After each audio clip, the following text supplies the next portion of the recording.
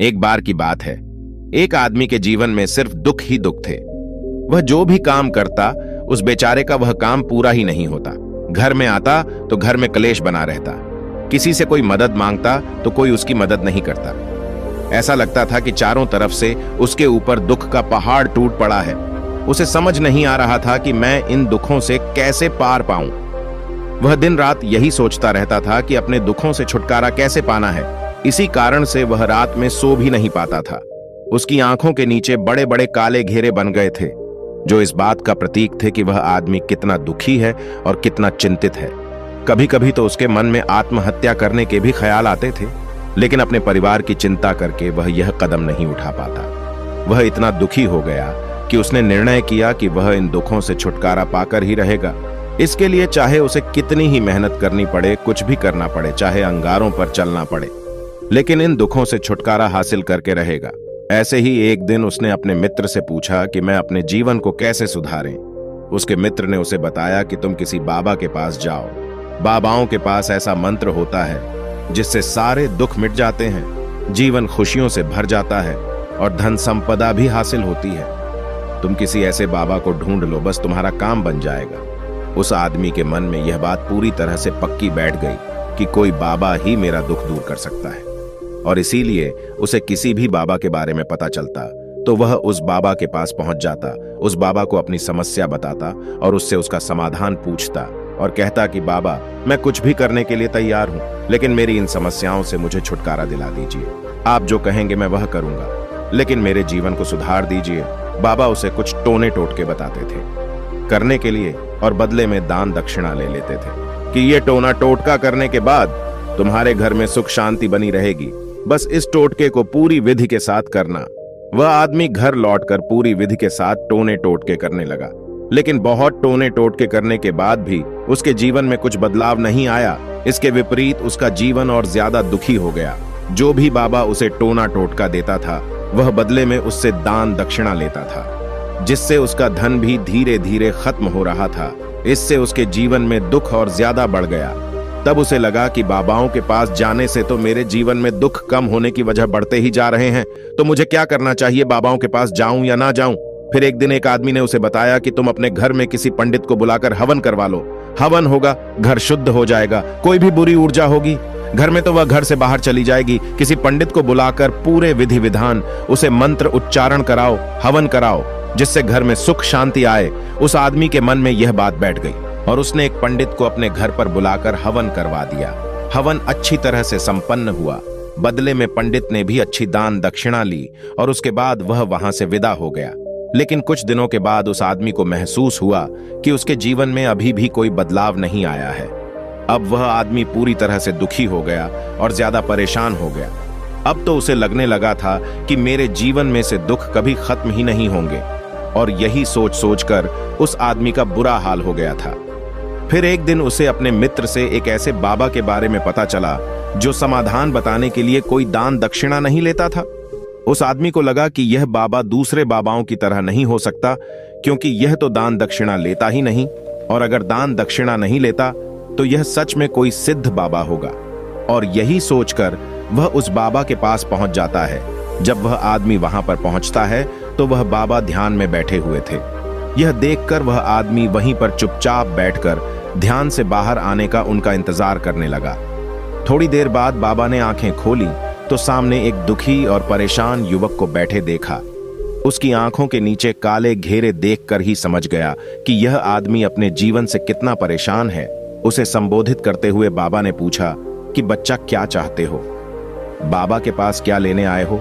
उस आदमी ने कहा कि बाबा, मैं अपने जीवन से बहुत परेशान हूं। मैंने इन दुखों को दूर करने के लिए बहुत सारे रास्ते अपनाए, हर वो तरकीब करके देखें जो किसी बाबा ने मुझे बताई, हर वो काम किया जो कोई भी इंसान ने मुझसे करने को कहा, लेकिन मेरे जीवन में दुखों में कोई कमी नहीं आई बाबा। इसके विपरीत मेरे जीवन में दुखों में बढ़ोतरी हो गई है। मुझे समझ में नहीं आ रहा है कि मैं क्या करूं। कभी कभी तो मैं आत्महत्या करने की सोचता हूं, लेकिन मैं अपने परिवार की सोचकर मैं यह कदम नहीं उठाता हूं। मैंने आपके बारे में बहुत सुना है बाबा, और मैं बहुत उम्मीद के साथ आपके पास आया हूं। कृपया करके मुझे कोई ऐसा मार्ग बताएं जिससे मुझे अपने दुखों से छुटकारा मिल जाए। मैं अपने दुखों से छुटकारा पाने के लिए कुछ भी करने को तैयार हूं।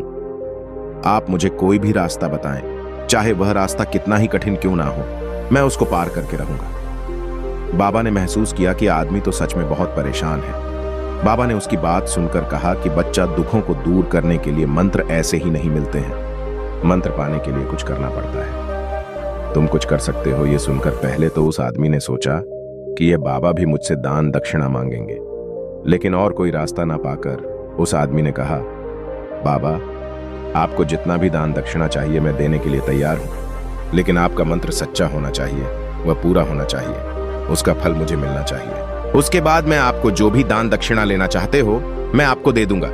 बाबा ने कहा, दान दक्षिणा तो बहुत छोटी चीज है, मुझे वह नहीं चाहिए। इस पर वो आदमी सोच विचार करके बोला, तो बाबा, मैं अंगारों पर भी चलने के लिए तैयार हूं, आप मुझे बस आज्ञा दीजिए। बाबा ने कहा कि अंगारों पर चलने वाली छोटी चीज मैं तुमसे नहीं कराने वाला हूं। मैं जो तुमसे कराने वाला हूं वह बहुत कठिन मंत्र है, उसे पूरा कर पाओगे।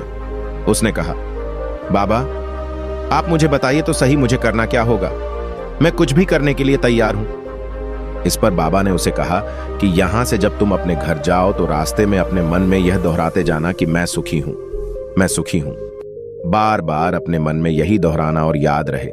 जुबान पर यह नहीं आना चाहिए, यह सिर्फ मन में दोहराना है।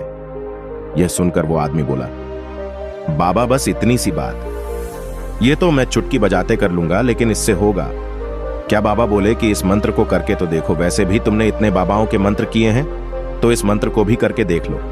उस आदमी ने सोचा कि बाबा कुछ दान दक्षिणा तो ले नहीं रहे हैं और छोटा सा मंत्र है, इसे तो मैं कर ही लूंगा।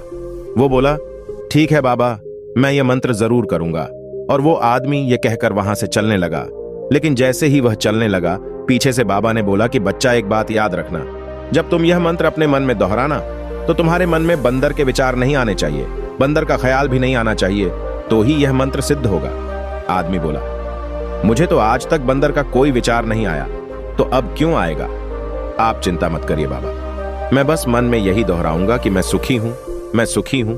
इसके अलावा बंदर का कोई भी विचार मेरे मन में नहीं आएगा। यह कहकर वह आदमी वहां से चल देता है। वह अपने मन में मैं सुखी हूं, मैं सुख ही हूं, यह दोहराता हुआ थोड़ी दूर ही चला था कि उसके मन में अचानक बंदर का ख्याल आ गया।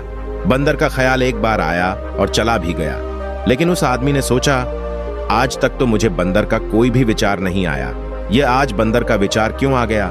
और ऐसे करके उसने उस बंदर के विचार को पकड़ लिया और यह भूल गया कि मुझे क्या मंत्र दोहराना है, और वह बंदर के बारे में सोचने लगा। जब थोड़ी देर बाद फिर से उसे होश आया तो वह फिर से अपना वही मंत्र दोहराने लगा जो बाबा ने उसे बताया था, मैं सुखी हूं, मैं सुखी हूं। लेकिन अचानक से उसे एक बंदर दिखाई दिया और यह देखकर फिर से उसके मन में बंदर का विचार उठ गया, और यह देखकर वह इस विचार को बाहर फेंकना चाहता था, और वह चाहता था कि मेरे अंदर किसी तरह से बंदर का विचार ना आए, लेकिन उसे तो सामने बंदर ही दिखाई दिया। ऐसे ही जद्दोजहद करते करते घर पर पहुंचा, और घर पर पहुंचने के बाद अपनी पत्नी को कहा कि हे बंदरिया, मुझे खाने में बंदर परोस दो। और जब उसे एहसास हुआ कि उसने क्या बोल दिया तो वह अपने बाल नोचने लगा और दीवारों में सर मारने लगा कि आज तक मुझे बंदर का कोई भी विचार नहीं आया, और आज मुझे यह क्या हो गया है कि मुझे हर जगह बंदर ही बंदर नजर आ रहे हैं। यह कैसी माया है? यही सोच सोचकर वह आदमी रात भर सो नहीं पाया। रात भर करवटें बदलते रहा और सुबह उठकर सीधे उसी बाबा के पास पहुंच गया और उसके चरणों में गिरकर कहा कि बाबा, पता नहीं क्या चमत्कार हो रहा है, आज तक मुझे बंदर का कोई विचार नहीं आया, लेकिन कल से जब से आपने मुझसे कहा कि बंदर का विचार नहीं आना चाहिए, तब से मुझे हर जगह बंदर ही बंदर नजर आ रहे हैं। उस आदमी ने कहा कि बाबा, मुझे तो आपके पीछे पेड़ पर बैठा बंदर केले खाते हुए दिखाई दे रहा है, ये हो क्या रहा है बाबा? यह सुनकर बाबा हंसने लगे। हाँ हाँ हाँ हाँ बच्चा, मन का जाल एक ऐसा जाल है जिसे समझ पाना इतना आसान नहीं है। बंदर तो तुम्हारे रास्ते में पहले भी आते थे। जब तुम मेरे पास आए थे तो इन्हीं पेड़ों पर यह बंदर घूम रहे थे, लेकिन तब तुम्हारे ध्यान में यह बंदर नहीं था, तब तुम्हारे ध्यान में सिर्फ दुख थे। इसके बाद बाबा ने उसे बताया कि बच्चा, हम जिस चीज से भी दूर भागना चाहते हैं वही चीज हमारे मन में बहुत गहरे में प्रविष्ट हो जाती है और हमारे अंतर्मन में समा जाती है। असल में हम जिस चीज से छुटकारा पाना चाहते हैं उससे छुटकारा इसीलिए पाना चाहते हैं कि वह हमारे साथ बहुत गहरे से जुड़ी हुई है, और हम जितना ही उससे छुटकारा पाना चाहते हैं वह उतनी ही गहरी हमारे मन में बैठती चली जाती है और आखिरकार हमारे अंतर्मन में छा जाती है। ऊपर से तो हम चाहते हैं सुखी होना, कि मैं सुखी हूं सुखी हूं। हमारे होंठ भी यही बोलते रहते हैं, लेकिन हमारे मन में दुख समाये होते हैं। हमारे विचारों में हमारे मन में दुख ही दुख दिखाई देते हैं। इसीलिए अपनी जुबान से बार बार यह बोलने से कि मैं सुखी हूं मैं सुखी हूं, हम सुखी नहीं होंगे जब तक यह मंत्र हमारे अंतर्मन में प्रविष्ट नहीं होगा। इस पर उस आदमी ने पूछा कि बाबा, लेकिन यह मंत्र हमारे अंतर्मन में प्रविष्ट कैसे होगा? यह सुनकर बाबा ने कहा कि बच्चा, अपने दुखों से लड़ना बंद कर दो। जब तक तुम अपने दुखों को दूर करने की सोचते रहोगे तब तक वो दुख तुमसे चिपके रहेंगे, तब तक वो दुख तुम्हारे अंतर्मन पर अपना राज बनाए बैठे रहेंगे। और जिस दिन तुम उन दुखों के बारे में सोचना ही छोड़ दोगे, उन दुखों से छुटकारा ही नहीं पाना चाहोगे, उसी दिन से तुम्हारे जिंदगी से दुख गायब हो जाएंगे। क्योंकि किसी भी चीज से छुटकारा पाने के लिए हमें उस चीज के बारे में सोचना पड़ता है, और हम जितना ही उस चीज के बारे में सोचते हैं वह उतनी ही गहरी हमारे मन में प्रविष्ट होती चली जाती है। ऐसे ही और वीडियोस के लिए हमारे चैनल फॉलो योर इंस्पायर्ड को सब्सक्राइब करें।